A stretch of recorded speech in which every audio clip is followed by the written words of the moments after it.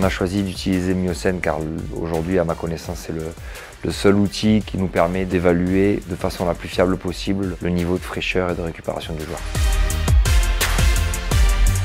Myocène nous donne un indicateur ou un indice supplémentaire pour pouvoir prendre les bonnes décisions sur la gestion du joueur. Ça prend 2-3 minutes par joueur. Très vite, on peut passer l'ensemble de l'effectif. Ça nous permet de faire une cartographie du joueur et de pouvoir prendre des décisions sur les entraînements, sur les matchs, réajuster les charges au fil de la semaine. C'est un outil qui est très facile à utiliser, ça prend très peu d'espace. Si l'équipe se déplace sur plusieurs jours, il peut même être emmené pour le voyage, en bus.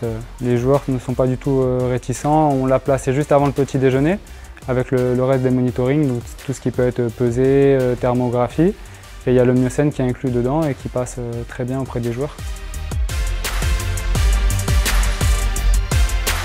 Plus il y a de compétition, plus c'est intéressant parce que ça nous permet d'évaluer la fatigue nerveuse du joueur. Ça nous permet de voir s'il a bien récupéré. On l'utilise à J+3 ou J-3 selon les séances, les semaines. L'idée, c'est d'avoir une analyse de la fatigabilité du joueur après match pour savoir s'il est capable de reprendre une semaine d'entraînement avec le maximum d'intensité.